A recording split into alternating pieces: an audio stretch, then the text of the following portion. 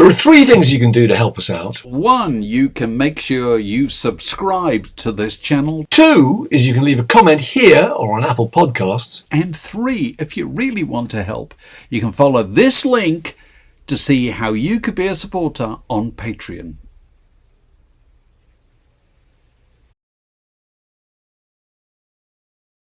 Word in Your Attic, a Zoom with a view.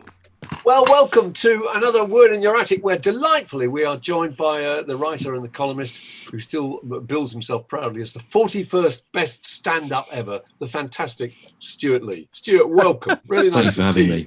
Yeah. Who was it who said that? Was back in 2007, wasn't it? Who was it who described you as the 41st best stand-up? I think it was one of those polls on Channel 4. But I mean, they're a bit strange. If you ever see how those are sort of put together, there's always a kind of page of suggestions by the broadcaster for the public. So I think it's kind of they remind you of some things and then ask you to vote on them. So so you could vote for Jim Davidson or whatever it was. You could vote for anyone you like, but they kind of try and. Sometimes I'm never even allowed to be in them. I'm not. There are some organisations that don't count me as a comedian. But, you actually can't vote for Stewart Lee. There was one on the Dave channel where you couldn't vote for me. I wasn't on the acceptable list of people. So it depends who's put the thing together. But I remember that came out, and it's something we all do. You've both been magazine editors, and the sort of thing is, let's make a big list of stuff. And with the best will in the world, there's a sort of period about what can the demographic age group of the readers remember. Yeah, there's a bit of that. Yeah, it's true. Yeah, we used to rig the Smash Hits readers poll. I can remember by having suggestions in that, Dave. You remember? We used to put. We didn't rig it much. No, we didn't rig it. I'd say rig. We'd have pictures of Nick Kershaw and Adam Ant, but also pictures of the Incredible String Band and Sid Barrett. Right, yes, you're trying. Just in case of subliminal messages. Did that work ever? Do I don't think they got a single vote. It's astonishing, really. I know. Actually, it's funny you should mention Incredible String, because I remember the first. This is a big thing for me, because I remember the first time I ever heard them. I think was. And I'm going to keep coming back to this show, Mark, was a bit where you sat in for John Peel at some point in the early 80s, and you played all sorts of things that made me realise that there had been some music before 1976. Oh my goodness! Sort of, and I'm sure you play an Incredible String Band. He would have done. He would have done. Do you know that's amazing? No, because I sat in for Peel twice actually. Once in July '82, and I think the next year. And the brilliant thing was that John Walters, his producer, just gave me the key to the cupboard and said, choose any sessions you want and play anything.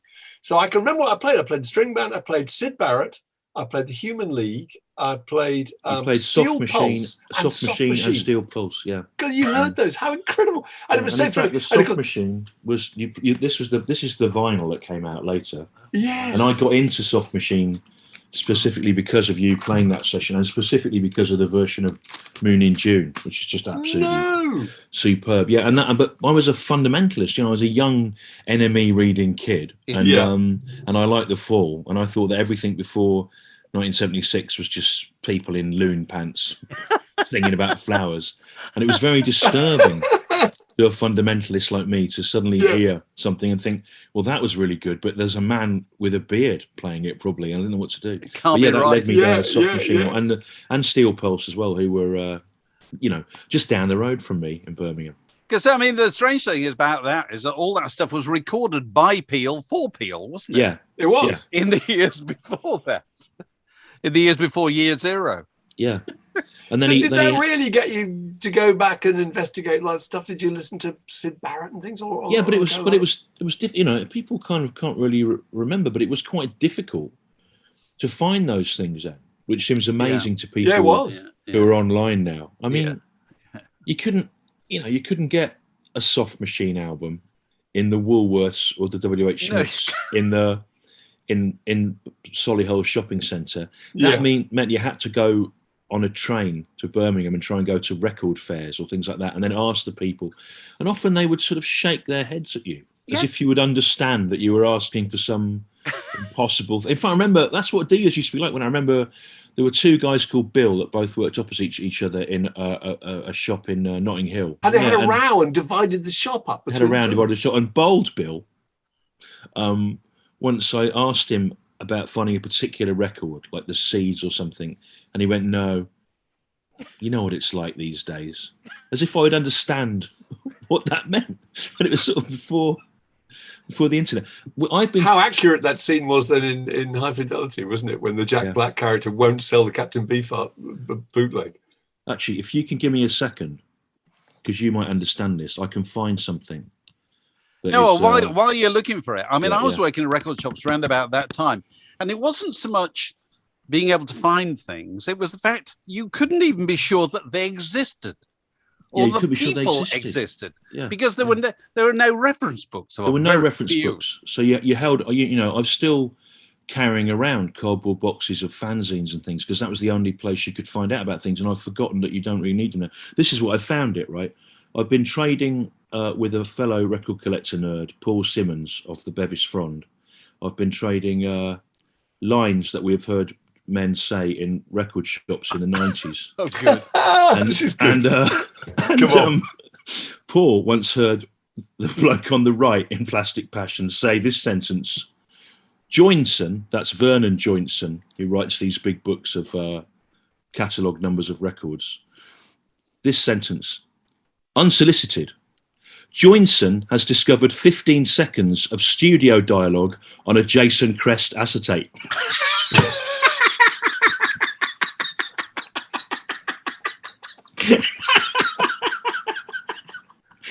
And then he followed this up. Paul writes, with a very serious face, he said, of course, this trances the Big Boy Pete theory. Which is? We don't know. It doesn't matter. That's fantastic. It's great, isn't it? All gone now, of course. Overheard in record shops is a wonderful theme. We ran that on many of our magazines. One of my favourites been the person going in and asking for a record by The Loneliest Monk. I mean, those things are sweet in themselves, aren't they? Yeah, well, my brother-in-law, Jim, is a big Thelonious Monk fan now, but having heard it on the radio as a child and liked it, he actually thought it was some artist called The Loneliest Monk and did ask for it. I think it must be a common thing because, like you say, there was no way of checking. Yeah, you couldn't check. You couldn't check. No. But also, if you went to record shops and asked for something that they hadn't got, they often said it didn't exist because it made them look better. Sometimes. Rather than we know that, but we don't have it, you know. I remember being told Mission of Burma didn't exist in a branch of Virgin Records in Oxford in 1987 because it wasn't on their system. And I've met Mission of Burma. I've named a book after a Mission of Burma song, and I was told that they didn't exist by Virgin Records in Oxford. You had the authority if you were on that side of the counter in those days. They had all the information. Yeah. You had none at all. Yeah. But at least you've got over it anyway. At least you've forgiven them. Yeah, I know. So this was, we should start with, you're talking about growing up in, was it Solihull, wasn't it? Is that right? Yeah. Yeah. So can you remember, this is our traditional opening question, can you remember the record playing equipment in the parental home and what might have been playing on it? Well, what your parents might have my earliest memories of listening to music are at my grandparents. I lived with them with my mum for a long time when I was little, and the stereo was a great big long cabinet. Yeah. Where you lifted up the top, and in it, my mum had one record in that collection, which was A Hard Day's Night by the Beatles, which was still... That's good. That's a great record. If you're only going to have one, that's the one. Yeah. And so I listened to that. Was it never played? You played it repeatedly, presumably. I played it repeatedly. And I know every moment of it off by heart. But also in that cabinet was records of things like the Coldstream Guards and stuff like that. A really inexplicable... late 60s, early 70s records that old people had. The Coldstream Guards and also My Ding-a-Ling by Chuck Berry was popular in the house. But, and then some that your relatives who emigrated had left behind, like a Blue Mink album or something. They'd gone and they'd gone to Canada. I'm leaving the country. Take my Blue Mink. I bequeath to you. That's right. Yeah, so they took. I noticed they took the Spencer Davis group and stuff like that, but they left Blue Mink. Left Blue Mink. Oh Christ! So it was a radiogram. It was a radiogram. It was an item of furniture that just happened to play music. That was basically. Yeah, I mean that was an interesting thing. When in that period, people tried to disguise televisions and record players if they were furniture, whereas now there's a whole different thing where people really want you to know that they've got the technology, and the last thing they want is for their ultra hi-fi or widescreen TV to look like an ugly cabinet. So it's changed. Absolutely. Yeah. Completely. So where did you hear music? Or apart from that, where were you hearing music? Was it on the radio, or was it when you were watching Top of the Pops, or what was it? Yeah, I mean, I suppose really, I listened to records that my mum had, which were the Beatles, and then when we got back in our house, she had Beach Boys, and odd little regional local things from the 60s, like the Applejacks and stuff like that. Oh, right. She would have seen at Solihull Civic Hall or something. Ray Davis' sister.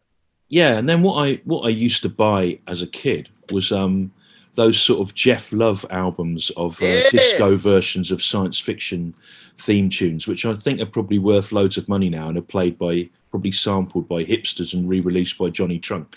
But they were that.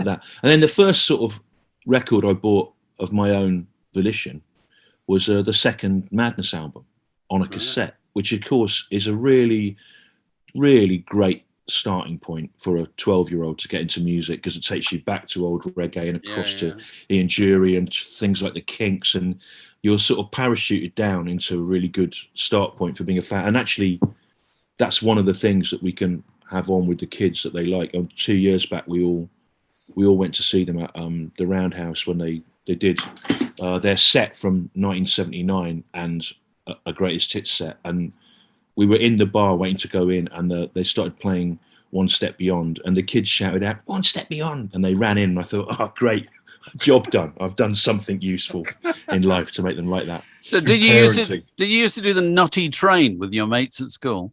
I didn't do that, no, because everyone in my school was into new wave of British heavy metal, pretty much. Everyone? Yeah, pretty much everyone. In the year above me, there were some cool kids that liked sort of punk and stuff, and I used to go mountain walking with them. And in fact, the mountain walking club included the first lineup of Napalm Death.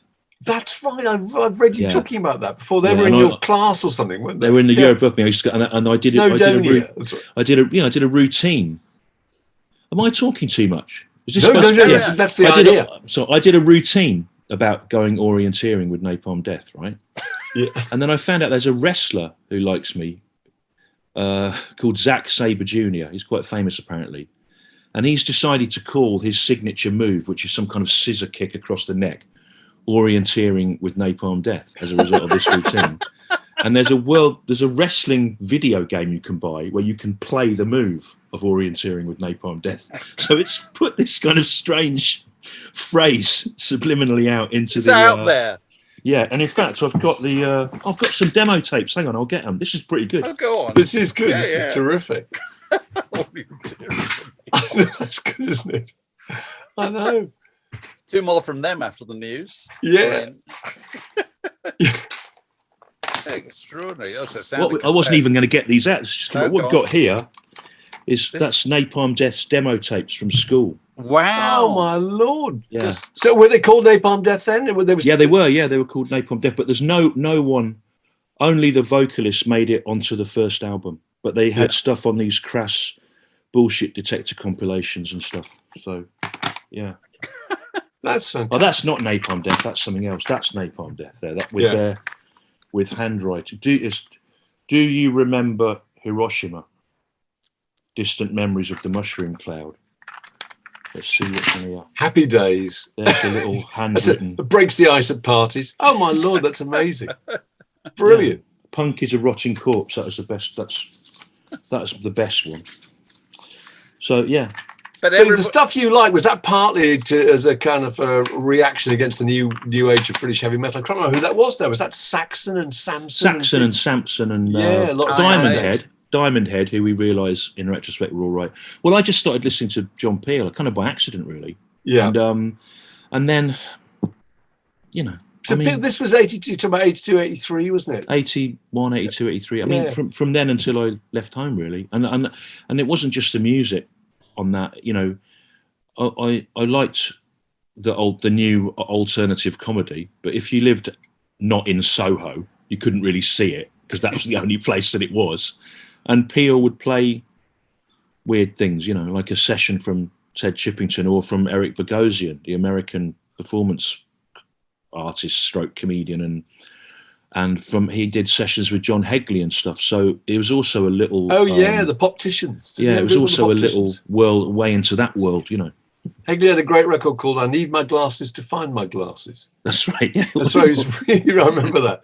Yeah, Ted Chippington was quite an interesting character, wasn't he? Did you look at his set and use any of his ideas at any point? Oh God, yeah. I mean, not because he made those little comments, didn't he? He'd always say, you know those people, you've seen them about and all that kind of stuff. Yeah, oh God, absolutely. I mean, I would say that I did it unconsciously when I was young, and then sometimes now I do it deliberately as a homage, which is not appreciated by anyone except you, it would seem. But I liked The Fall because of John Peel, and I went to see The Fall in 1984, and Ted was the opening act, and I'd never seen anything like it, and it split the room, which obviously I've done, and the people that liked it were crying with laughter, and the people that hated it were furious with incandescent silent rage, and that's the sweet spot I've been aiming at ever since, really. But yeah, it was a life-changing moment, and I should have brought it up actually, but the that night got recorded by Robert Lloyd from the Nightingales label Big Print, and released as a 33 revs per minute 7-inch single, probably the most baffling concept to a child today. But I'm in that audience on that record, and that record is just a sacred thing to me, because I can hear myself there laughing often alone. And, oh really? Yeah, it was a great thing. That really important, life-changing moment. That and seeing The Fall about 3 months before. But then all these things that happen to you when you're 16, it's not necessarily that they're the greatest things ever. It's just that you're waiting for something, aren't you? To sort of you're 16 and you're so receptive, and it's you're waiting for something to set you on a path, I think. Yeah. I've got the first Fall gig I saw was the Elephant Fair in Cornwall, 1984. That's the bootleg of it, which used to go to the market, didn't you, and get little tapes. Yeah.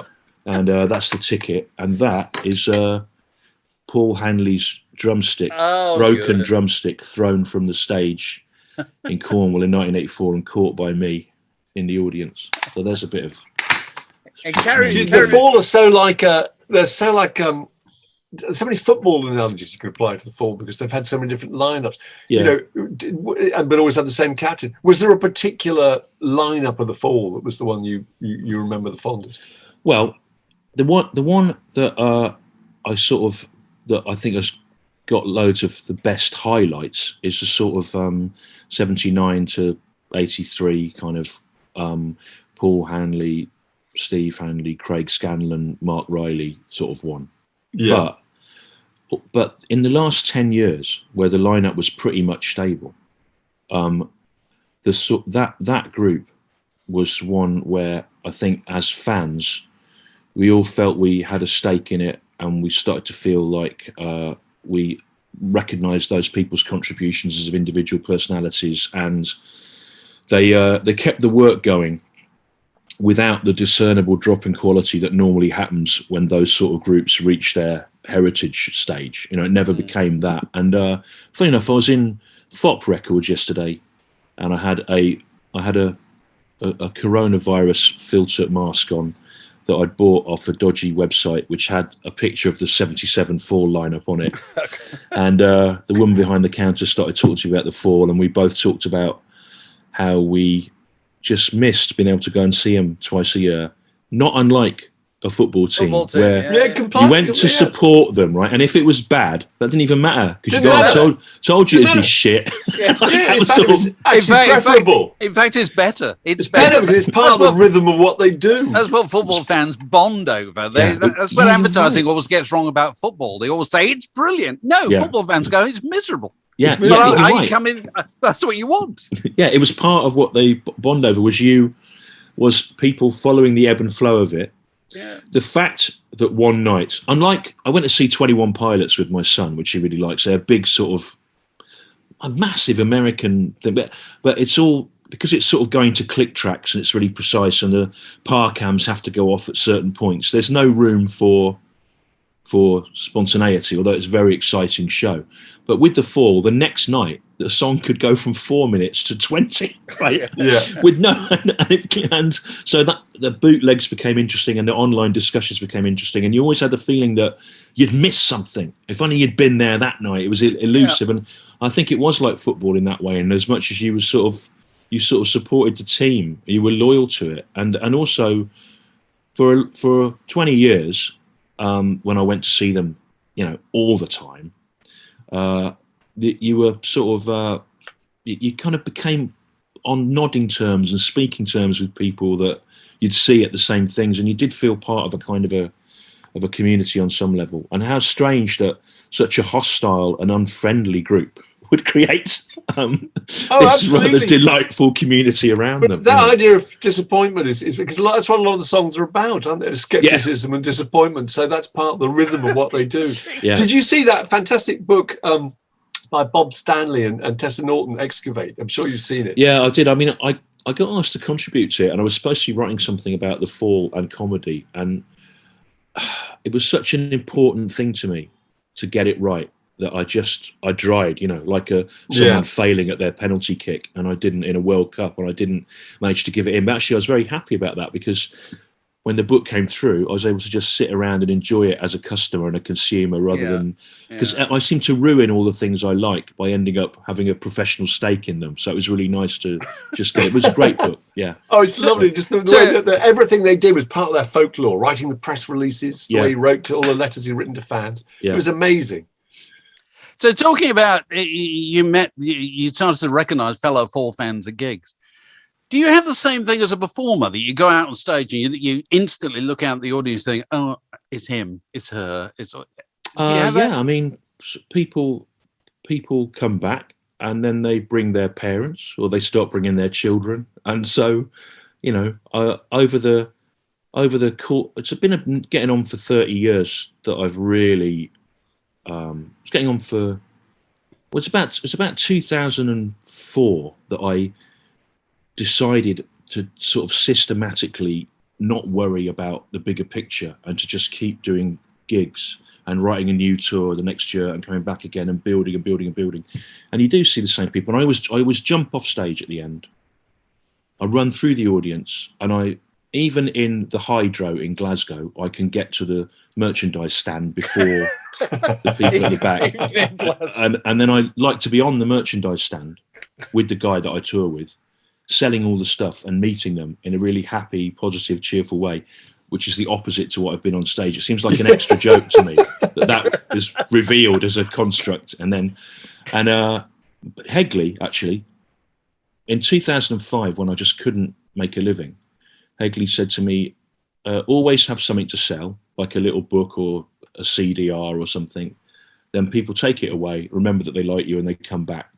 And I thought, oh yeah, that seems really simple. It's really true. Yeah, and he said you need about 5,000 people to like you and give you £10 a year.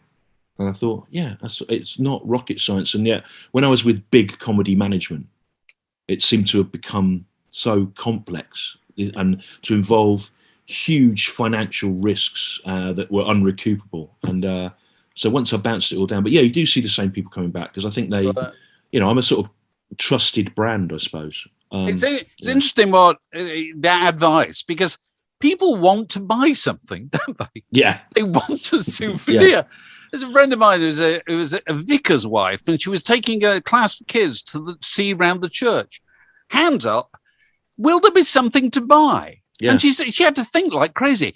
Oh, we got some pencils. And they go, great. Yeah. Well, all children, they want to buy. They're programmed to do it. Yeah. I think... like taking a photograph. It's the proof actually, I've got a good bit of merch here. I'll get it. Go on. Yeah. That's so true. It's compulsory now, isn't it? You have to. It's a souvenir. You've got to. Yeah. This is a Nightingales souvenir kazoo. Oh, brilliant. Yeah. That's great. But yeah, also, I think we increasingly,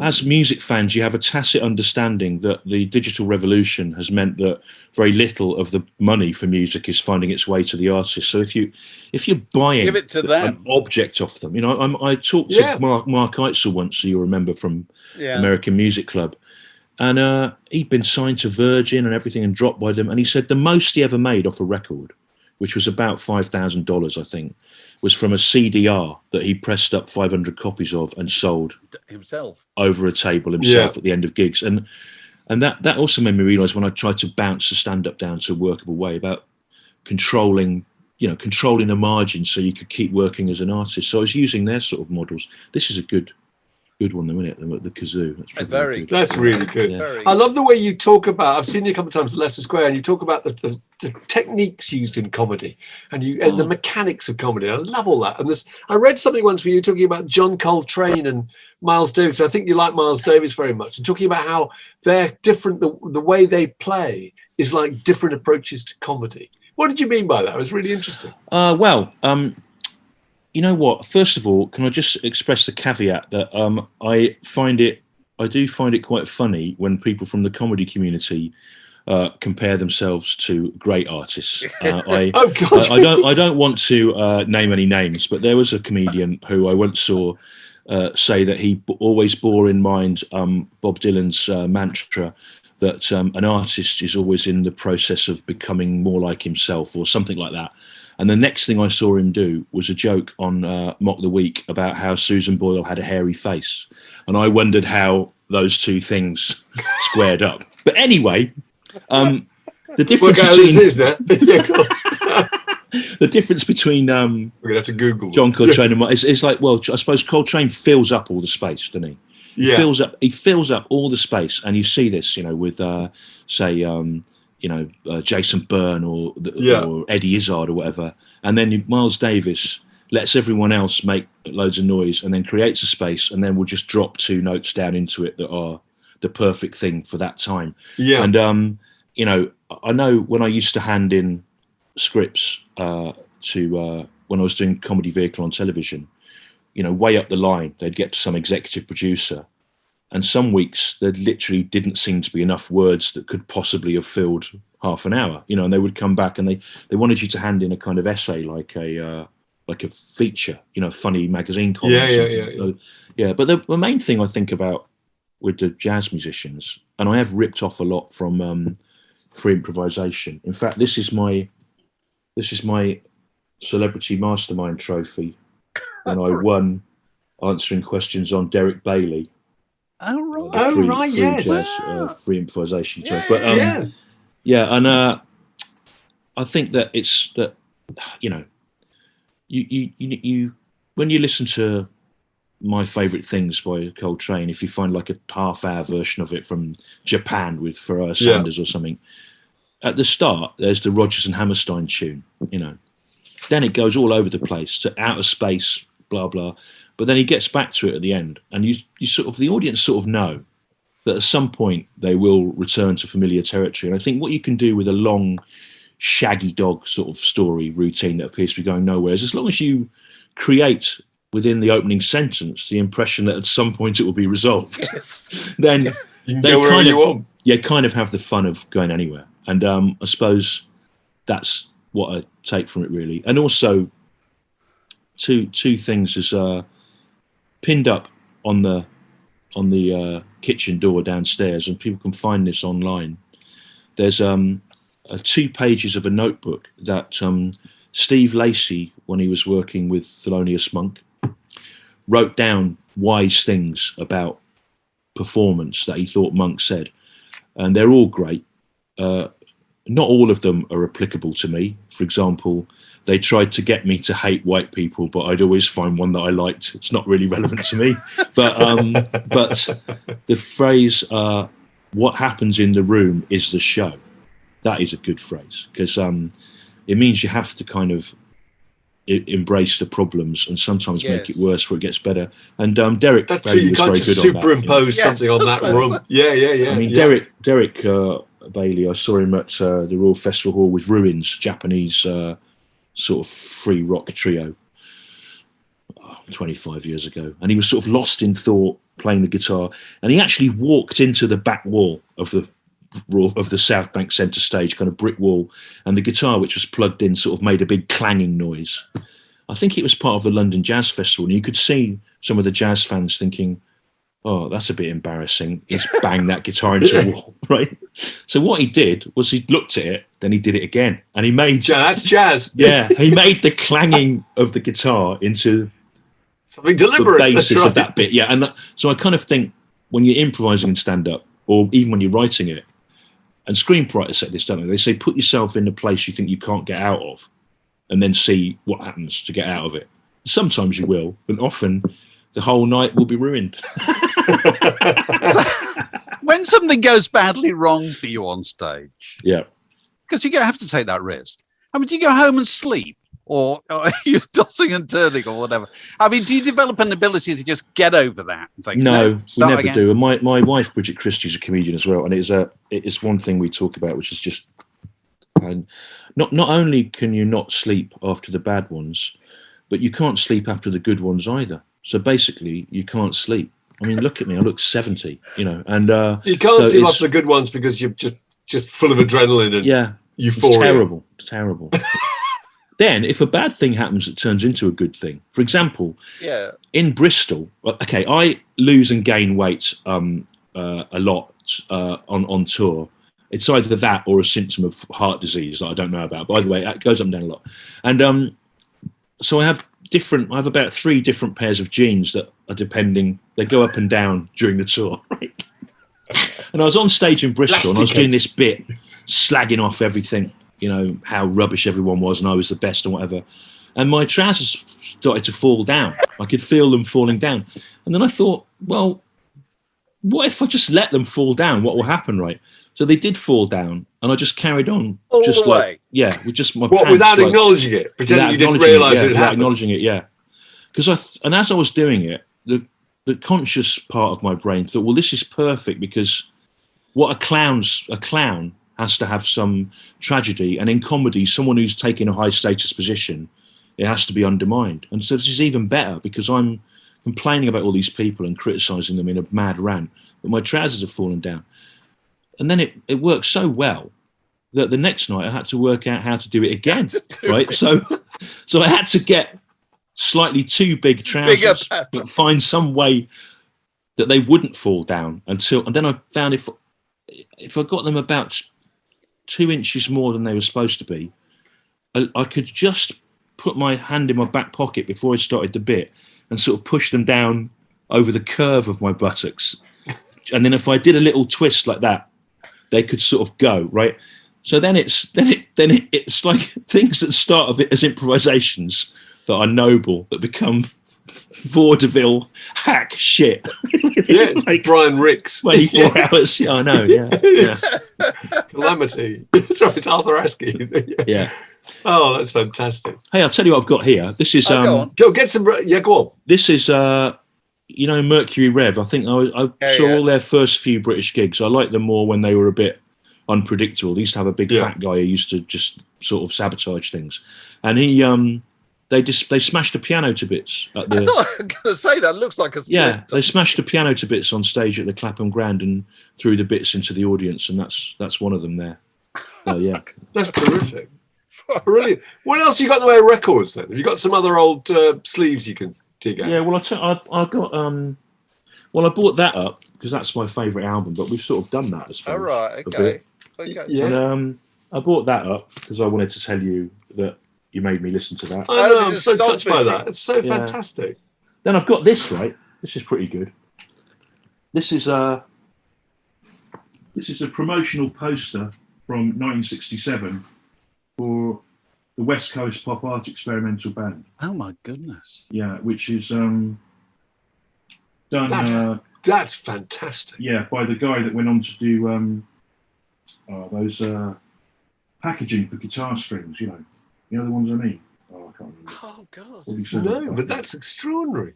Yeah, it's by Roland Crump, the artist. But it was just one of these.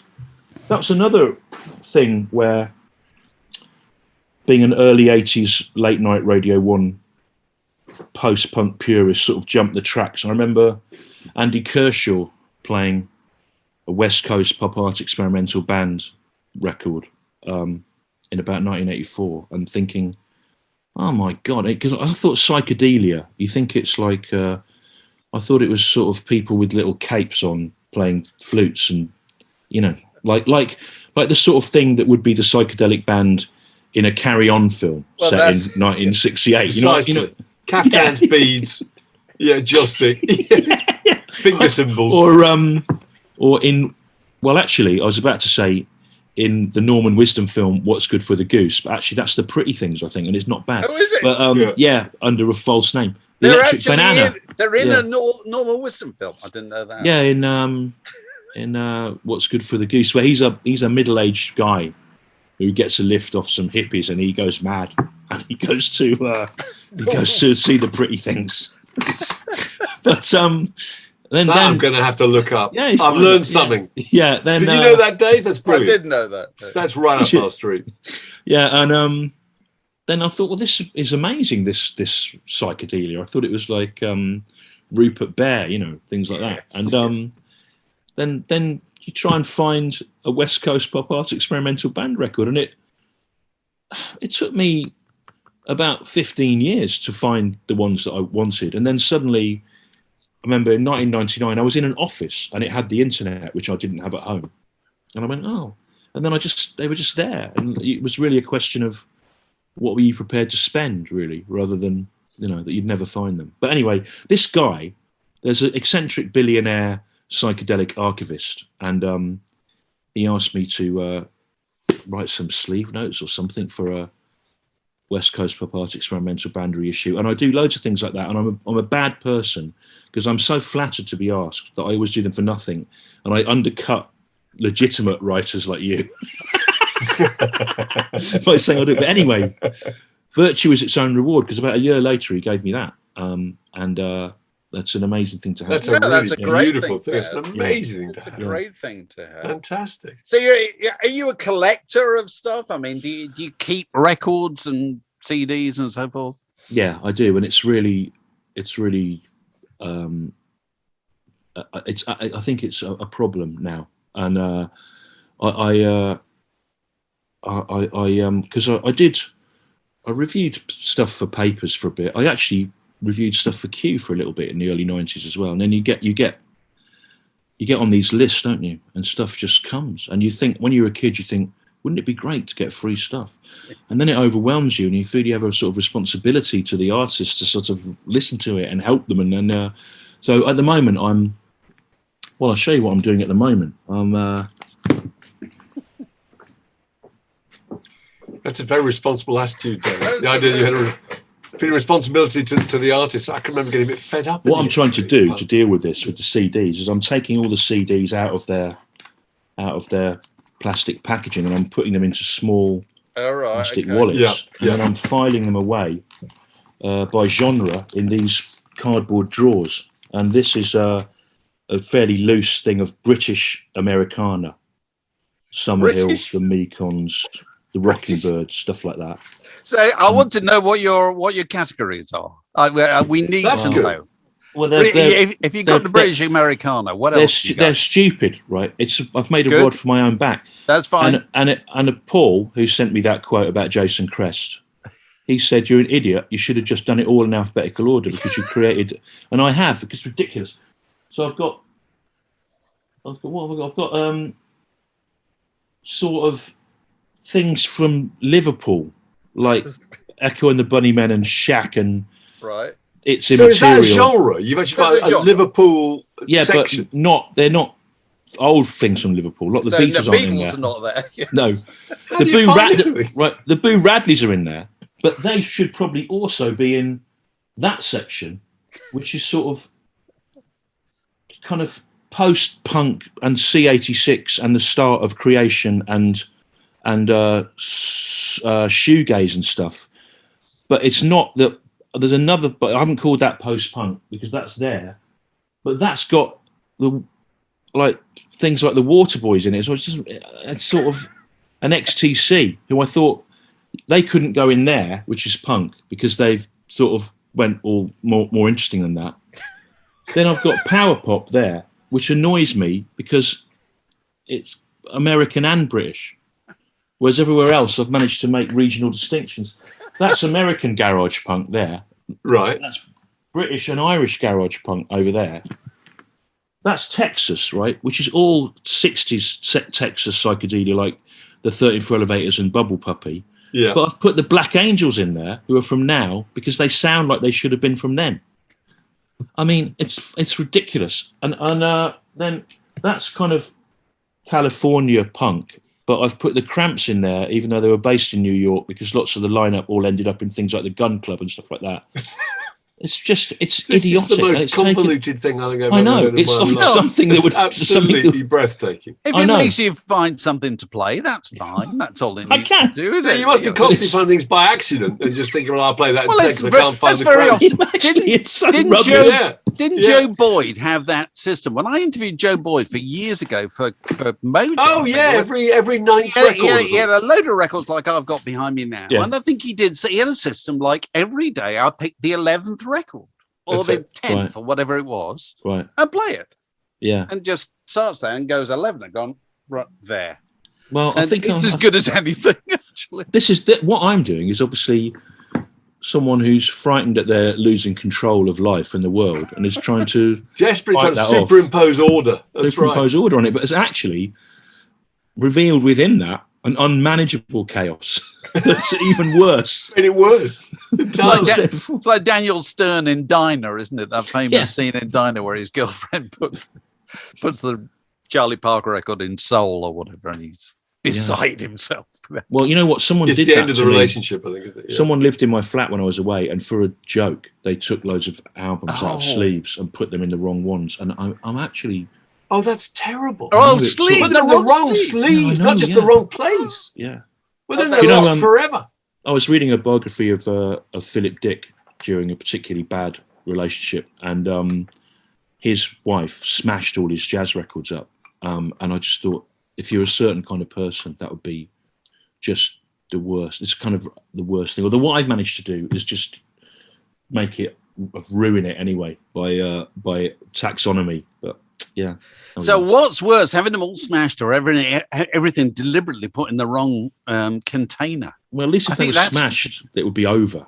Well, you can replace them. You could go back and get new versions. You see all these records behind me here? Yeah. So what are they only in alphabetical order? They are in alphabetical order. And that's it. But I'll tell you what, and I've never told Mark this before, I'm going to make a confession. Somewhere in these records, I got Chuck Berry's autograph in 1964, written on the back of a fan letter. Very beautifully written to David, Chuck Berry, best wishes.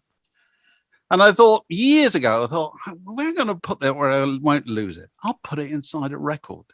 In those days, I must have about 60 records. It's somewhere. Yeah. You're like one of those squirrels that lose their nuts, Dave. You don't know where they put them. You know, right? That's going to be a job for long time retirement, Dave. You will get up and every day you will go through 100 records looking for Chuck Berry's autograph. Do you know what? People have got publishing deals with that guy who's left Faber and set up his own rock and roll book imprint on more slender conceits than trying to find a Chuck Berry autograph by looking through their record collection. Yeah, it's a bit like there's a French novel from the 1800s, it's Malcolm something. It's called a Voyage Around My Room, and it's instead of it being a journey around the world, the man just describes each section of his room in incredible detail. So you could probably get a whole book out of just that wall of records behind you looking for. He has already several. Yeah. Well, no, I always tried to interest my agent in the idea of a book called Shelf Life, which I think is, it's a nice metaphor for mortality, isn't it? Really? Yeah, well, this is what this is. I mean, that's partly why I was doing all this, because without being morbid, like a lot of people under lockdown, I've had to do house clearances of people that didn't make it. And you realise that people accrue these sort of archives that are special to them, and they perhaps don't really mean anything to anyone else. And so what I've done, they all end up going in a skip. So what I've done is I'm getting these skip ready. They're ready to be just dumped easily. The boxes with the minimum effort. That's heartbreaking. Dumped, they can't be sold, or is it just too much effort? Well, it's like I've told you. My son came and looked at all this stuff 10 years ago and said, "What are you going to do with this stuff?" Yeah, like I don't. As if to say, "Don't leave it to me." Yeah, because I think what you're saying is right. If you leave stuff, it's somebody else's responsibility. It's a terrible thing to do to someone. I know, and they can't do it lightheartedly, can they? Yeah, they can't let it go, and they can't do anything with it either. But I mean, who's going to appreciate the true value of this Nightingales Kazoo? Absolutely, fantastic. It's probably even members of the group haven't got those. So you should take that on tour with you and play a tune. So you're going on tour. Yeah, I am. I mean, these are the dates because you were in the middle of a tour when the Great Unpleasantness happened, and so this is the same tour, but presumably with new material reflecting what's been going on. Or this current tour is 2 1-hour-long sort of stories. One of the stories is about a review that Alan Bennett wrote of me, and the backstage rider of an American comedian.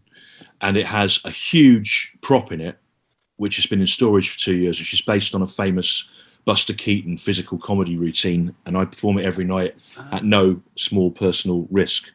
That story has pretty much held together, right? I'm trying to imagine which one. You're not going to reveal. I'm not going to spoil it, but I think I can see it. I think I can too. It's not.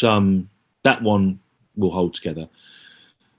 After a 2-year layoff, the first half was about people being called snowflakes as an insult, and it was about the culture war, and how it's sort of weaponized by different political factions. And obviously, one thing that has happened under lockdown is that has really gone much more extreme, to the point that the Conservatives have even got a guy, Douglas Smith, whose job is basically to keep it going, who didn't have a job 2 years ago with them. I think he might have been still organising private sex parties for rich clients, which you can print. You can say that without any risk of libel, because that's his job. If you looked him up on the internet, that's comforting. But, I know, yeah, but so that's got to be rewritten, and so I'll start doing little clubs in November, and then all the dates that were cancelled, which is about 100 odd, 125 or whatever, they're shifted to January.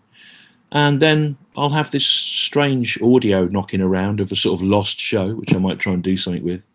But I'm really looking forward to it. I mean, in the last week of the tour in March last year, where people knew that things were going down, and towards the end of that week, I remember I was at Birmingham Symphony Hall, and the second night, a lot of people had elected not to come. And then the very last night of the tour was in Canterbury. I think it was a Monday night. And at 5 o'clock, Boris Johnson's government sent out some very confusing information, which is they told people not to go to the theatre, but they didn't tell theatres they had to close, which left the whole live entertainment industry in a real fix, because it wasn't clear, whose liability it would be if you voluntarily chose to shut it, but it wasn't policy.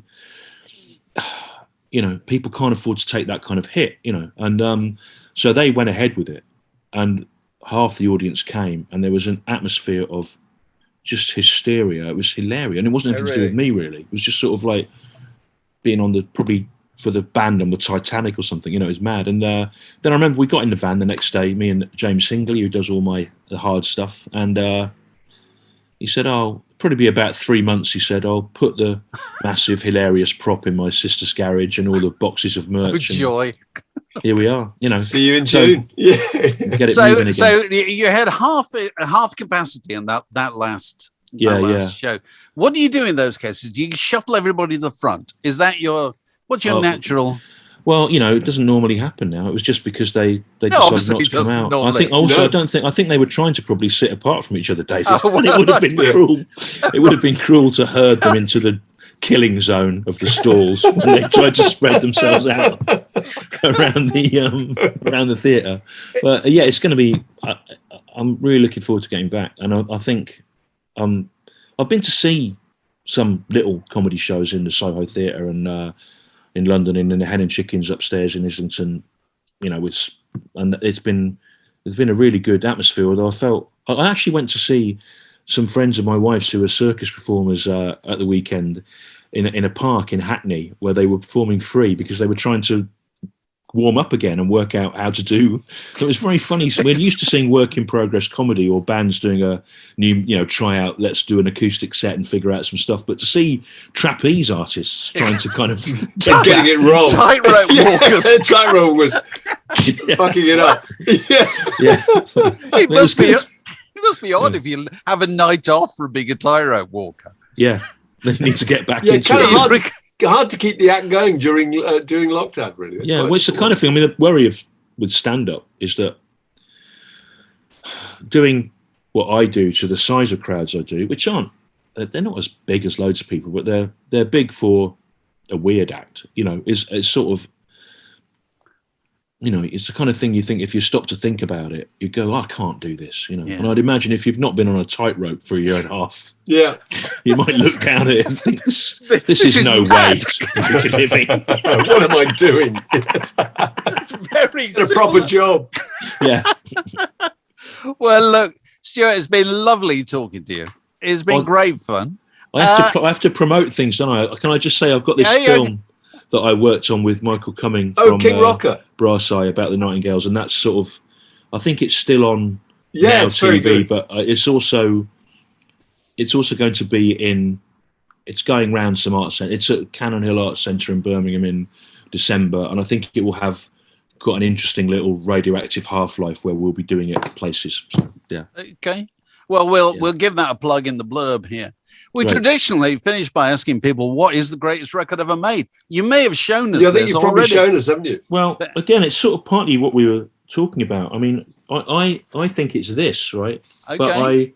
But I know that's also because it hit me at a time where I had the time to try and decode all this, and the further I went into it, the more fascinated I was by it. And so I think we all have to be aware that when we say what's the greatest record of all time, it takes a lack of ego to be able to remove yourself from that. And so who's the nearest equivalent to Marquis Smith?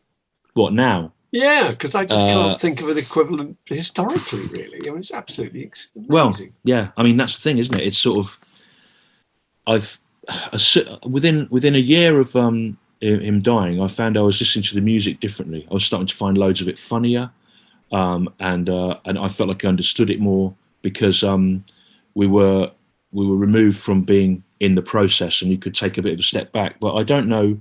I expect the book hasn't been written yet that will make sense of that. And I mean, even the people that he was influenced by, like Captain Beefheart or Lou Reed or whatever, he really creatively ended up outstripping them, which is an impossible thing for people to process, I think, really, because there's these iconic figures. He didn't end up, Marquis Smith, spending the last 20 years being an abstract painter and disavowing his legacy. No, he's probably still putting out records every year. Yeah, didn't really have done any paintings. But I suppose the nearest thing is somebody like Frank Zappa, because the thing about Frank Zappa is he kept going. Yeah, he kept doing loads of stuff all the time.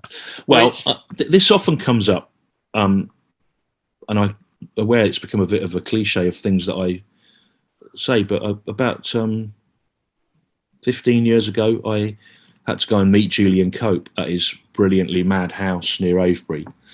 And he said to me that he was aware, he said, I'm aware that I'm currently a has-been, but if I keep going, I'll become a legend. And I think that is such a brilliant thing to say, because people like you and the work you've done, the magazines you've published, you've kept us all in the game. We're all still in play as music fans. It didn't just become something that you grew out of at 25 when you got a job working in estate agents, and consequently that's also enabled lots of artists to carry on, and the internet's made them able to find their audience. So I think if you can keep going, you can get through it. And I Robin Askwith was in the film we made about the Nightingales, and he started talking about this idea of becoming a legend. And I said to him, Julian Cope, Robin Askwith, said to me, If you can get, you might be a has-been, but if you keep going, you can be a legend. And then about 3 weeks later, Barbara Windsor died, and I was in the car and I heard it announced on LBC, and James O'Brien got Robin Askwith on to talk about Barbara Windsor, and he talked about how she'd been in Carry On films, been forgotten, and then had built it up again to become a national treasure. And he said, yeah, Stewart Lee actually the other day told me, Robin Askwith, that Julian Cope had said to him, if you keep on going, you stop being a has-been and you become a legend. And I think that's relevant to Barbara Windsor. And I thought, how's this insane collision of names happened? So twisted out of shape. There's 6 degrees of separation. It is. Yeah. It is. But I'm glad that Julian Cope ended up via me and Robin Askwith being part of Barbara Windsor's obituary. So, yeah. Absolutely. Brilliant. Word in Your Attic, a Zoom with a View.